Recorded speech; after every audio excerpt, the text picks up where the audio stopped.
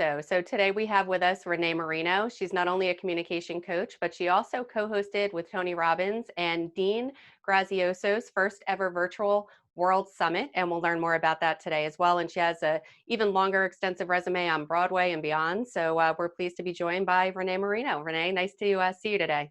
Hi, you guys. I'm so happy to be here. Thank you for inviting me. It's great to, hey Renee, I want to marry, I like to throw a curveball. I usually have my baseball here. Here it is. Mary got the curveball, okay? Because I wanted to see how she pronounced Dean's last name. That's the only reason I did it. Was I close?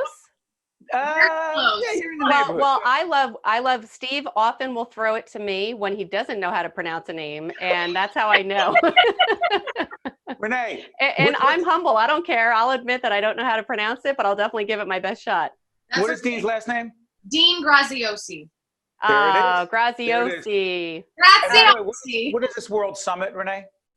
So this was the first ever virtual World Summit, and it was this incredible event with trailblazers in the knowledge industry. So we had Pat Quinn, we had Pete Vargas, Tony Robbins himself, who he and Dean Graziosi hosted it, Dean Graziosi, Jamie Kern-Lima, who was the founder of It Cosmetics. We had Jenna Kutcher, so many more, and I had the honor of being the co-host for it. And it was so incredible, you guys, because it was on this virtual stage. It's a 360-degree arena where it's all Zoom screens. So we got to reach people truly all over the world. Right. So many different countries, and we got to just be inspired by these speakers and hear their stories. You know, Renee, what's so interesting is that, by the way, check out Steve Adubato, our website, steveadubato.org. That's one of our websites. For several past interviews with Renee, just a brief synopsis of, we met you through Jersey Boys, right? You started in Jersey Boys. Who was the director? He hadn't done much before that. What's his name? I think it's Clint Eastwood. That Clint Eastwood guy, right? You started. Steve, you can pronounce Clint Eastwood. That's good. You got that one. Yeah, Mary gets the. I'm not going to say that. There's in Italian. There's a word for names that are easy. You know, Metagon. Do you know that word? Metagon. There it is. Leave it alone. So it's not a curse word. So Renee, and then you were also do the Broadway thing you were doing last that we had you in for. Pretty Woman, the musical, and I created my workout series called Pretty Strong Women.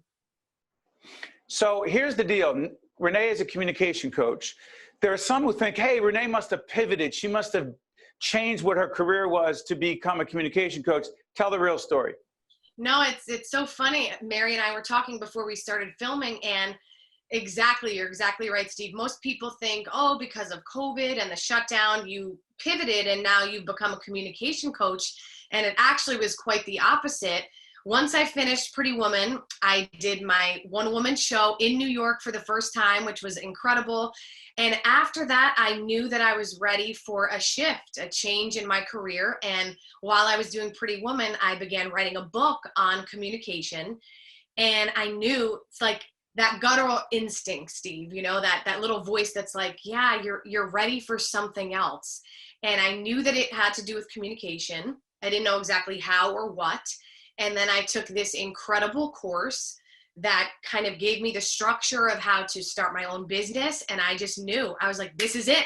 I'm going to be a communication coach. This is what the voice has been telling me. And it's really just been wonderful. So it kind of just timed the same exact moment that the shutdown happened. I was already pivoting. You know, it's But interesting. Renee, Mary, go ahead. I was just going to say, Renee, I know that you didn't choose. Mary, go ahead. I know you didn't choose the career because of COVID, but it had to have really forced you to pivot, though, how you're doing the communication coaching, because I'm sure if I had to guess, you were doing a lot of it in person, and I'm sure a lot of the needs have changed. Can you talk a little bit about that in terms of what has changed now that we've gone to a virtual format? Yes. Well, this is the new normal, everyone. And I keep saying this to my clients, and every time I speak on camera, I talk about how so many people keep saying, I just can't wait till it goes back to normal. I can't wait. And I keep reminding everyone that we are starting a new normal, and this is it. The virtual world is here to stay. And for me as a communication coach, helping people to become comfortable in this setting being themselves on camera, speaking on Zoom and in their Zoom meetings and on FaceTime. It's a real skill, and most people overlook it because most businesses have not had to operate virtually until now. So for me, it's even made me pivot in my communication coaching, because now I'm really focusing on how to help people become comfortable and bring their authentic selves to the camera. So I'm really honored to be able to do it, because I see such a need for it. And those clients that I'm helping really are making such shifts and such transformations, being able to be themselves. Yeah. You know, it's so interesting as you talk about you doing this, and I've been a big fan of Renee's, and the first time I saw her in that movie, and our friends, by the way, at Fedway, it's a great company that introduced us to Renee a few years ago. It's interesting because, Renee, our work, Mary and I, 20 years ago, we started out, I mean, one of the columns I wrote, I believe, in the Star Ledger at the time, Mary, was called Your Communication Coach. And in my leadership coaching, so much of it is about communication. And here's the question and the point. Mary and I keep telling people, stop with the data dumps. Stop giving people so much information. And I was actually coaching a client yesterday remotely, and I told her, your job is not to show people how much you know. Your job is to connect with them with a clear message, with passion. She's like, but I have to explain to them. And I said, if you're explaining, you're losing. You say, Renee? I say that it's about listening to hear and not to respond. And so much of communication coaching is being able to be a true listener. And as you're saying, Steve, we're in this day and age where everyone, I believe, is just kind of talking over one another. And being a great communicator is so much about listening and also seeking to understand the person that you're speaking to, not to be understood. Mary? Oh, it's so funny as you were saying that. We get so caught up in our own mind and what we want to say, and so caught up with being right. I constantly struggle with my 15-year-old who hopefully is watching this. I'm sure you are, Joey, right now, where I always tell him, I said, you need to listen. You don't need to always be thinking of an argument to throw in there to put in your perspective. You need to make sure that you fully listen.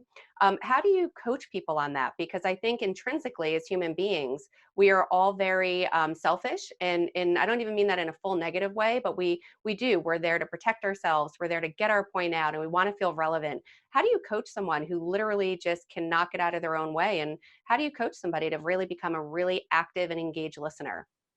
Step one always goes back to the communication you have with yourself. I am a big, fan of journaling, and I train all of my clients to check in with themselves from the second they wake up. Why do I say that? Because oftentimes the reason we talk so much and, we're trying to get our point across, we haven't taken a step back and said, okay, how am I feeling today? What's going on with me?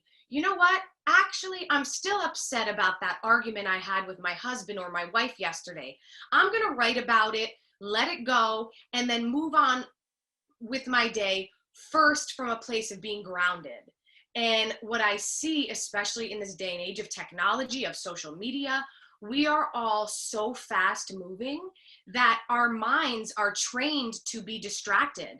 And from second to second, if the three of us are speaking and I hear my notification on my phone go off, boom, it's like Pavlov's dog, right? All of a sudden I'm trained to look to my phone and I've checked out.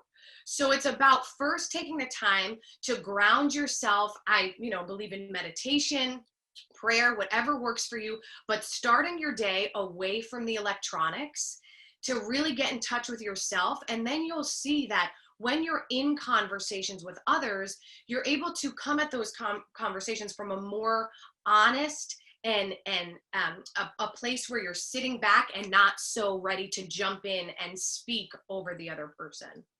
Renee, look, in the time I have left, I'm curious about something. I've often said to people who say, I'm nervous, I'm anxious, I'm afraid, I'm uncomfortable. And my response is, okay, join the club. Renee, I'm sure, first time on stage, first time with Clint Eastwood in the movie, nervous. Tell people very succinctly and clearly how to deal with those nerves, because they exist for all of us, just in different ways. You are not alone. I want to tell you all of that first. That is most important. You are not alone. And it's all about how you look at those nerves. Nerves are just energy, right? So you can label them nerves or you can label them excitement. And you could remind yourself that it's the same energy. It's all about perspective. So put yourself in a time and a place when you were so excited and you were like, oh, yes, this thing just happened. I won the lottery. I met the person that is going to be my husband. Whatever that situation is for you, remind yourself of that. And when you feel the butterflies in your stomach, instead of thinking, oh no, that means I have to shut off, put those shoulders back, ground yourself like a tree, and put yourself in the spirit of excitement. Hey, Mary, real quick, before we let Renee go, what do we often say about there's a fork in the road? We tell our clients there's a fork in the road. One road is the nerves road, right? Yep. And the other one is? Is it passion? It's passion. So you get to the fork in the road. There it is. You have to make a decision. Yes, you're nervous, you're anxious, you're fearful. What if I screw up? Yeah, we got that. That's this road. But there's a fork and there's a decision to be made. And it's also oh, go ahead, Steve, I'm sorry. But I often say this about athletes as well. If you tap into the energy that Renee's talking about, you'll get so far down that energy road, you'll forget. Yes. Renee, is that right? 100%. Look, I'm getting so excited as we're talking about this because it's so true. And the second point I want to make, everyone, and this is really, really beneficial, is to remind yourself that fear is just a part of who we are, right? Our brains were created to keep us safe and survival mode. So don't worry about getting rid of fear. It's about acting in spite of the fear. And that's courage, right? Courage is not courage without fear. So what I teach is taking imperfect action. And that means still take the action, even if you're like, oh my gosh, there's butterflies. I'm excited. I'm still going to go. Go, Mary, 30 seconds, go.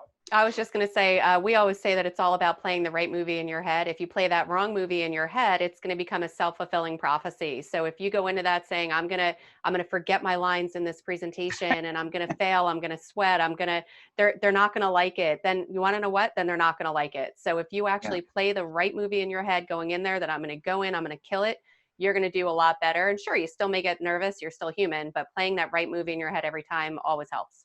For sure. Well said, Mary. Hey, Renee, you know what? I'm confident that everyone watching right now, not only on News 12 Plus, but on all their other platforms, just learned a lot from you. You helped a lot of people. And I know you well enough to know the primary reason, other than making a living and being successful as a coach, you're there to help people. And that's what you just did. So Renée Marino, communication coach. We've had Renee's information up throughout the entire segment. We wish you all the best. And you have an open invitation on Mary and Steve's lessons in leadership. Thanks, Renee. Thank you so much, everyone. Have a great day. Well done. We'll be right back right after this.